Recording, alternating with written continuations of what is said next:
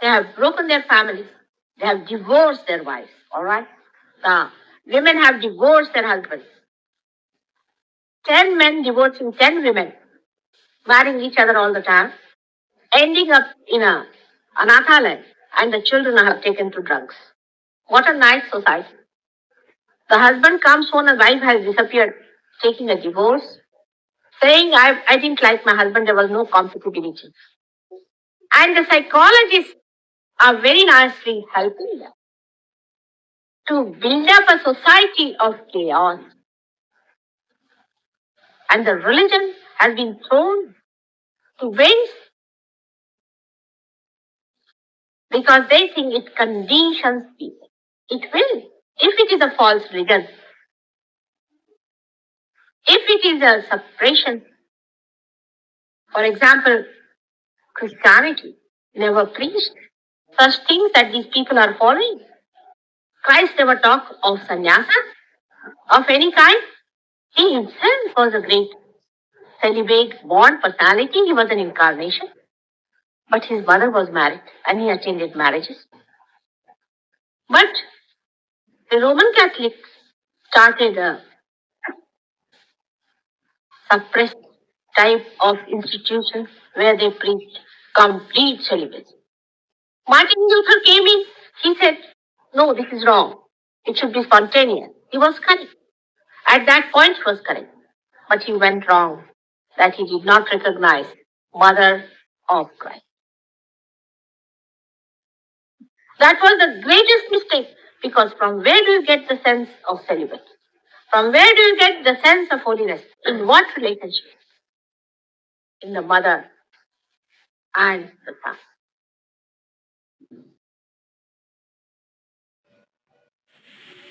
And I already spoke on Kundalini yesterday for 2 hours. Those who want to hear my speech can arrange it with Mr. Pai and can come sometime and listen to it. But today, after telling you about the 3 powers which govern our autonomous nervous system,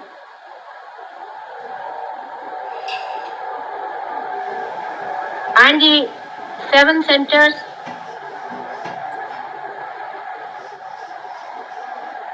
which look after all our autonomous behavior,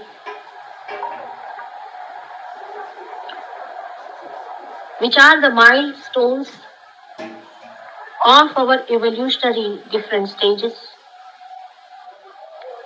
The centers carry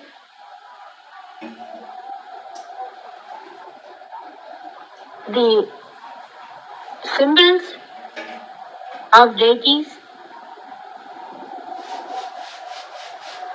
who are responsible for our evolution, who have helped us to evolve by leading us, by giving us a leadership. The whole action has been Sahaja.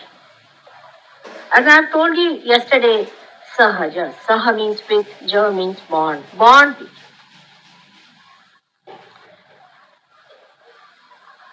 In a seed, the complete map of the tree and all the trees that are coming in future is microscopically placed.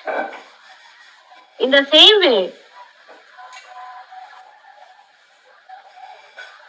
in our being, the complete map was placed.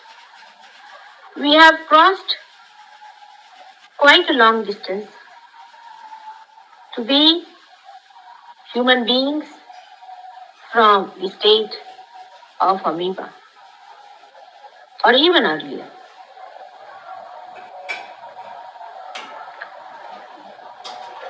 Today I am going to tell you about what lies around.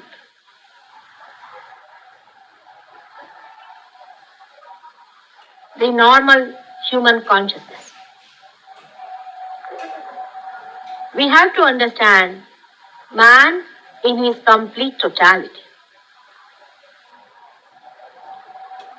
It is very necessary to know all that is unknown, because whatever that is unknown is not divine.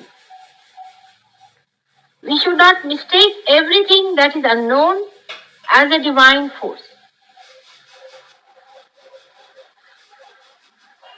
And to understand the complete totality of man, you have to open your mind, listen to me like a scientist would listen or understand a hypothesis, and later on, if you are realized, if you are, that is a very big if. With some people it is not. You all can testify. You can find out. But as a scientist, you must have an open mind. If you are a fanatic, even if you are science obsessed person, you cannot understand. Science does not know anything of love. It does not know anything of religion. It does not know anything of incarnations. But it can be proved today that there exists a force which is the synthesis of all the forces that are working. And there exists the all-pervading power of divine love. But for that, you have to be a subtler personality. With this gross human attention, you cannot realize it. You have to be a subtler being. And to be that subtle being, you are already blessed with a mechanism that works out this happening spontaneously. It is sahaja, spontaneous, effortless. Somebody has to trigger it.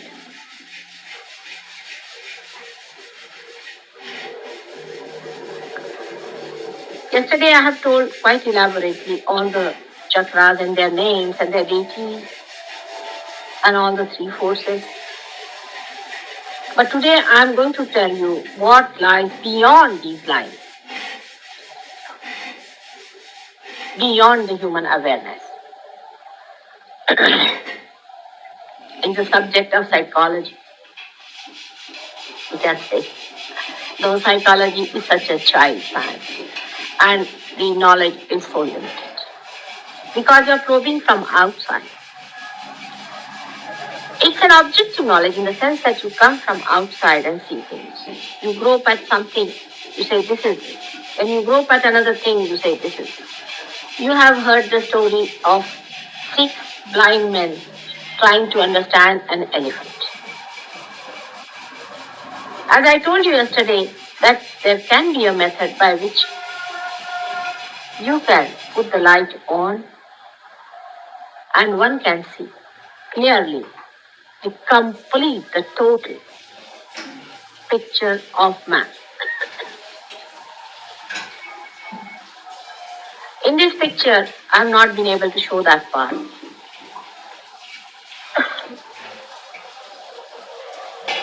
But in the human mind, as you all know, there are different strata of consciousness. Now you are listening to me, paying attention to me. Your chitta is towards me. This attention is the conscious mind. You know that. You are conscious of what I am speaking. Moment to moment you are listening to me. This present moment now, at this moment as it is. It's slipping. Is becoming the past and the future is coming in. Every moment is disappearing and a new moment is coming. You cannot stop the present. You cannot stop your attention at present. Now, to be at this moment, you cannot. That's the difficulty. You either think of the past or of the future, but you cannot think of the present of this moment.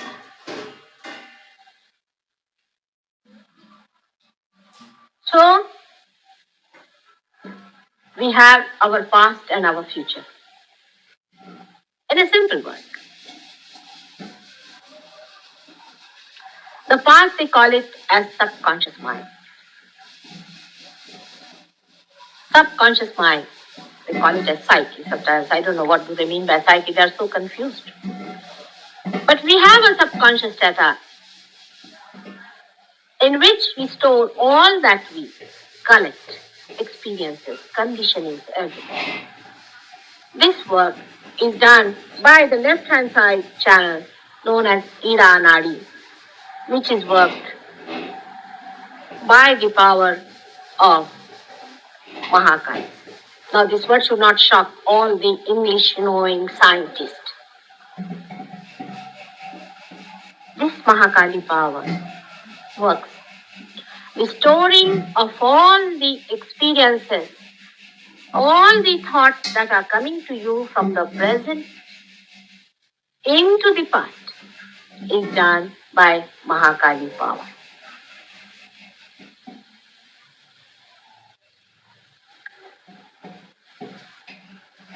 Thinking of the future, planning of the future, organizing the future is done by the right hand side power of Mahasaraswati, which acts through the Pingala channel. In the gross form, they are expressed left and right sympathetic nervous systems. But for a doctor, both the systems act simultaneously. They are so interconnected that it is very difficult for them to verify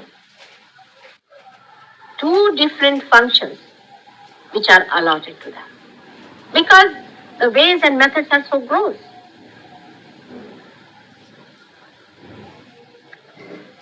The left side attends to our emotional being, the lower left side to our physical, we can say psychosomatic side, the right side, the lower to our physical being, and the upper right side to our thinking.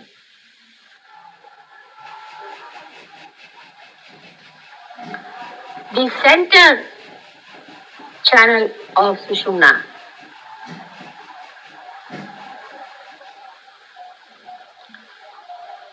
is a completely independent system which works out our sustenance. In the beginning, when a person wants to drink, he vomits. All the parasympathetic activities are performed through the subtle action of this channel known as Sushumna, and the power that acts is known as Mahalakshmi. This power evolves us. It gives us dharma, is a sustenance. The complete periodic table, if you have studied chemistry, is amazingly organized. The carbon is placed as a tetravalent element with 4 hands, just like a Ganesha. I do not want to go into the details of the periodic table, But it is so well organized that every atom of every element has to have the last circle with 8 protons. If they are less or if they are more than 4, they either become the negative or the positive element. What a tremendous planning it is. And when we say there is no God, we must understand such a tremendous planning could not have been achieved by just chance. It doesn't work out by that law of chance. All right, forget about God, because suddenly if you talk of God, the scientists get a shock. But He exists. And these are His 3 powers which perform these 3 actions in our being. By the first, we build up our past. By the second, we build up our future. And by the center, the Sushumna Nadi, we exist in the conscious mind.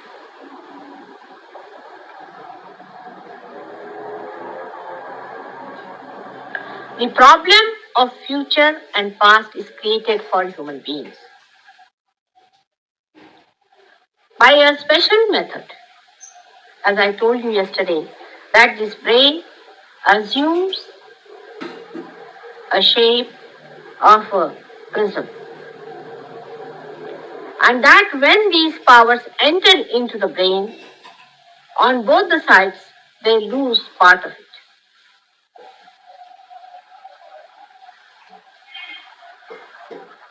The one that enters from the right hand side passes to the left hand, losing something on the left hand side. This one is the Mahakali power, which loses outside. This one is the reaction to the past. You see someone, I see this gentleman. Suddenly I remember of my past experiences with him. The whole past of him comes to me through that path. And as a reaction, I develop a superego, a conditioning in my brain, which I have shown on the other side, like a balloon. I'll give you a simple example to understand the superego and the ego, how it develops in a little child. A child is nursed by the mother, and he is in complete joy, one with the mother, enjoying fully. Suddenly, the mother removes the child from one side to another side. He doesn't like, the child doesn't like, and he puts down his foot there. That is the development of ego. He asserts himself.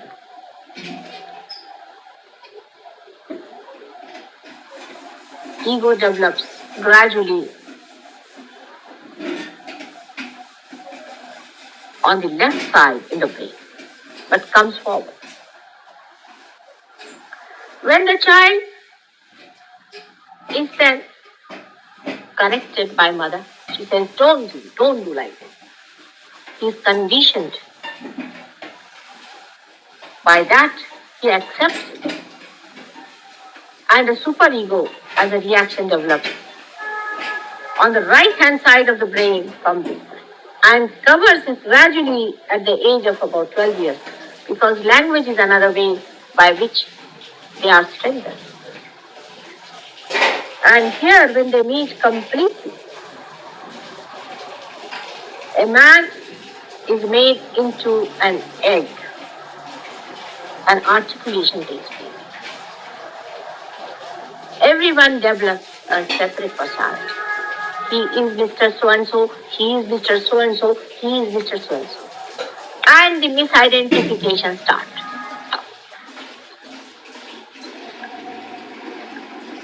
There are many misidentifications we suffer from. We call them mithya. We know they are mithya. Our name. I have known people, somebody's name was Dharamdas, and he was the greatest adharmi ever born.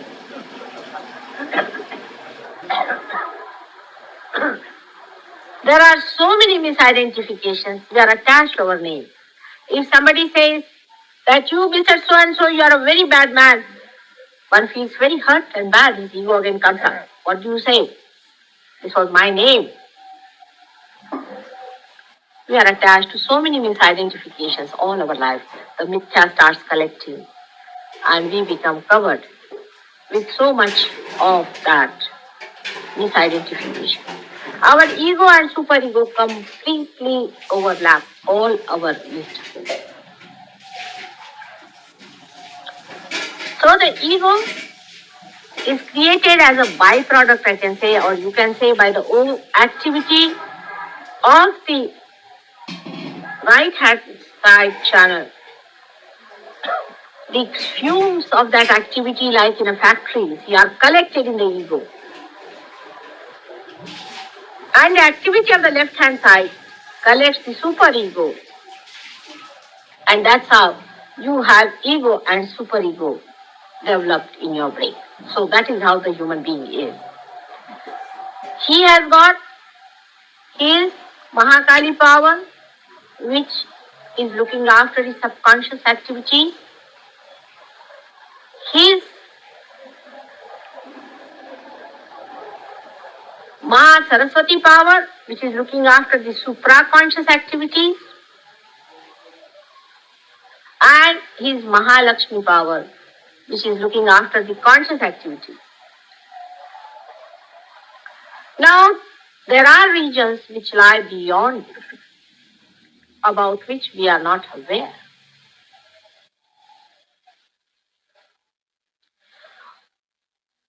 On the left-hand side, beyond the Mahakali region, lies the collective subconscious mind. The collective subconscious mind, where all that is dead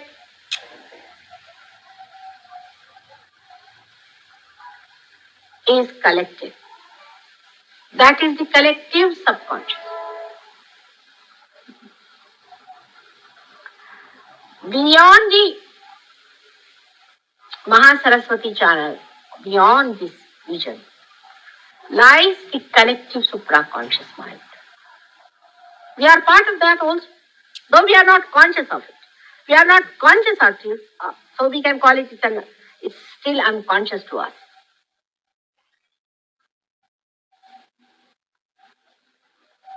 Now, beyond the central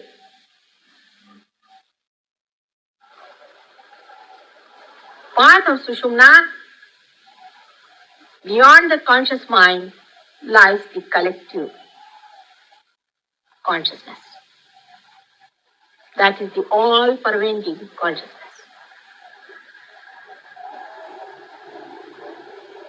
Which we know as Satchit Anand. Is all-pervading.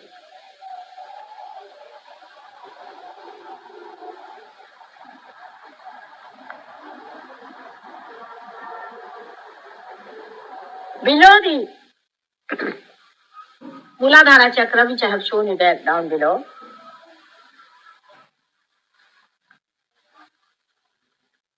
lies the most fearful area of hell. It exists. It is there. We may not believe in it, but it is there. And it can be proved.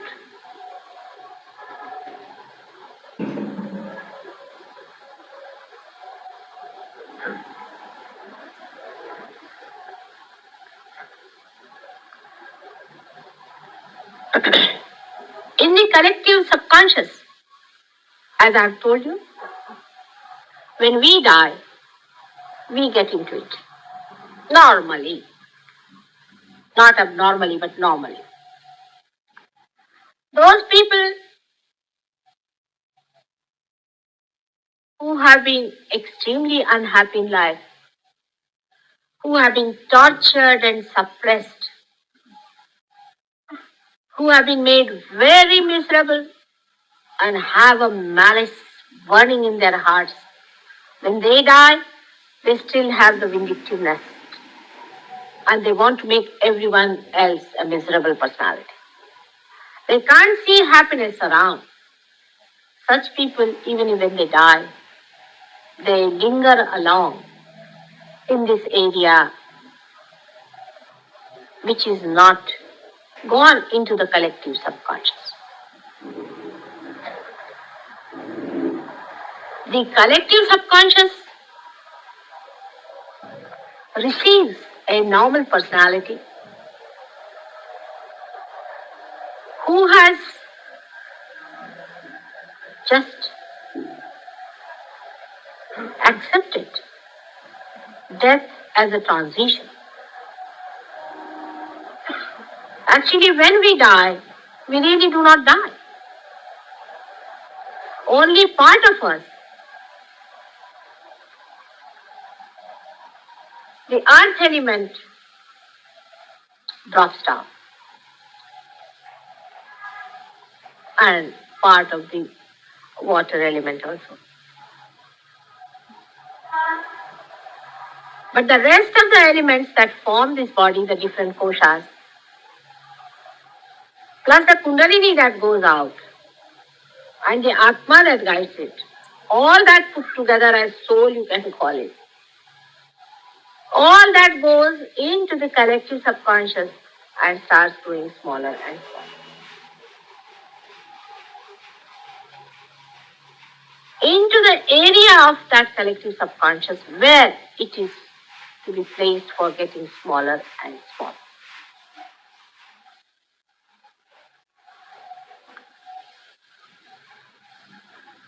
But the people who die,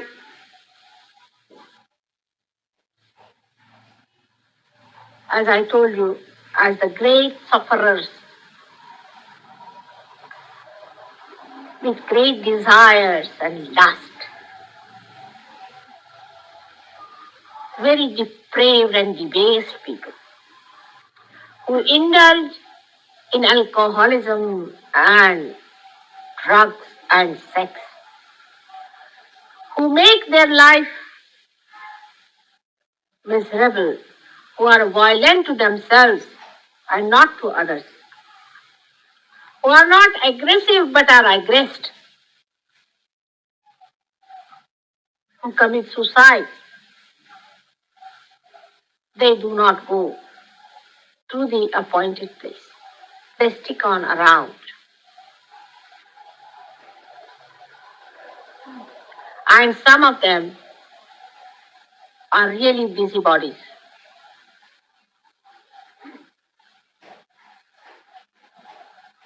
They try to torture other souls. All the mental cases that you find in this world suffer from the obsession or the possession by these entities. We call them as bhoot and pishachas. You may not believe it because people don't believe in bhoot. You believe it or not, but they exist.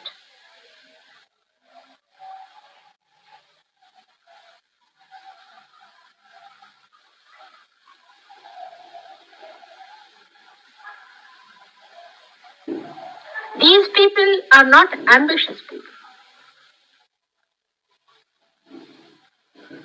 but they are sly. They are mischievous, but they are afraid. So they try to find out this type of people. They enter into the psyche of such people and they make them even worse. They make their lives miserable.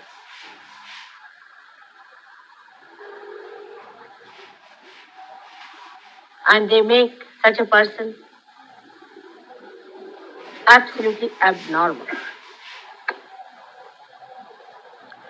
When the psychologists are treating such abnormal people, they perhaps do not know what they are up to. The psychologists, when they get in contact with such abnormal people, they themselves are influenced or contaminated, they catch from these depraved and debased, lusty, sexy people. And they themselves become so abnormal because they seldom have any relationship with normal people. That they start putting up theories absolutely abnormal. An abnormal personality is made as a normal personality and is made to be accepted by everyone. So they start with a theory that you should not suppress your desires. You should become very expressive and absolutely liberated as far as these desires are concerned. All right, go ahead. But they are not aware of the other side of the human beings, that those who do like this can get into the other trap and can become egoistical. It starts as a trip of their ego then. They become so egoistical that they forget what is sin, what is God, what is holiness. That is what has happened in the Western countries. Perhaps maybe the war. In the war, so many people were killed like that. They must have possessed these people. And such patients must have gone to these psychologists, and these psychologists must have come out with these unique ideas of psyche being conditioned if you tell them about religion.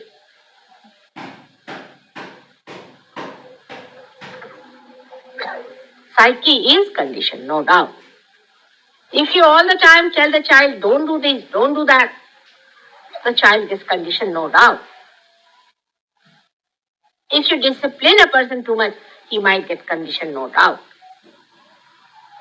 But if you are a model yourself, if the father and mother both are the model of goodness, then the child accepts it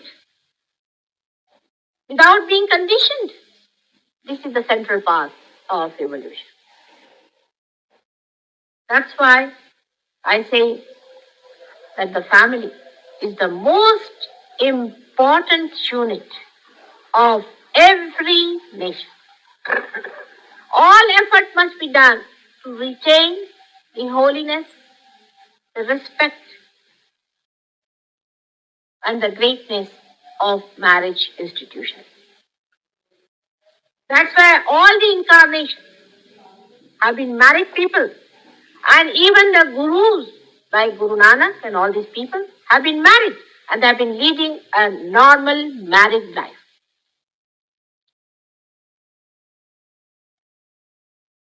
You go to the West and you are surprised at the tomfoolery and the stupidity to which they are taking. You cannot believe how foolish they have become. We don't have to learn anything from them in this respect. They have broken their families. They have divorced their wives, all right? The women have divorced their husbands. 10 men divorcing 10 women, marrying each other all the time, ending up in a anathalaya, and the children are taken to drugs. What a nice society. The husband comes home and wife has disappeared, taking a divorce, saying, I didn't like my husband, there was no compatibility. And the psychologists are very nicely helping them to build up a society of chaos. And the religion has been thrown to waste because they think it conditions people. It will, if it is a false religion. If it is a suppression, for example, Christianity never preached such things that these people are following. Christ never talked of sannyasa of any kind. He himself was a great celibate, born personality. He was an incarnation. But his mother was married and he attended marriages. But the Roman Catholics started a suppressed type of institutions where they preached complete celibacy. Martin Luther came in, he said, no, this is wrong. It should be spontaneous. He was correct. At that point he was correct. But he went wrong, that he did not recognize Mother of Christ. That was the greatest mistake, because from where do you get the sense of celibacy? From where do you get the sense of holiness? In what relationship?